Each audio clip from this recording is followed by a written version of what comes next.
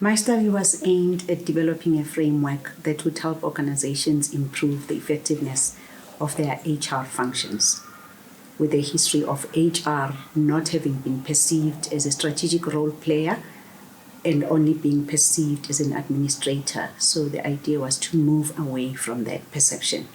My study was founded or grounded on a systems thinking approach, where in looking at HR, I did not look at HR as a standalone function, but HR is part of a bigger system, which is the organizational system. Hence, the framework looked at, for instance, what would the change in the focus for HR or how HR is organized impact the organizational performance. There's a number of other areas where the systems and approach is entrenched to demonstrate the role that HR plays in the organization and how it impacts the organizational performance as a whole.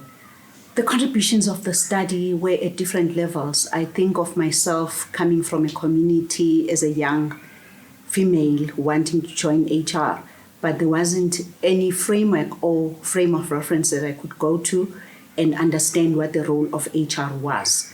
So the value proposition for HR has always been around, I like people. But what this framework has done is to demonstrate to young upcoming professionals as well as HR professionals who are currently within the HR space that HR is really about contributing towards the performance of the organization through leveraging people.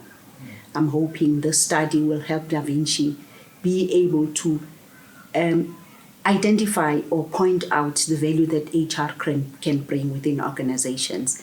And at an organizational level, the study also indicates or directs the leadership of organizations about the need to create the space for HR to add the value that it is capable of adding, because it is not sufficient just to appoint an HR executive and say, we are putting HR at a strategic level when you don't give them the space to add the value that they should be adding to the organizations.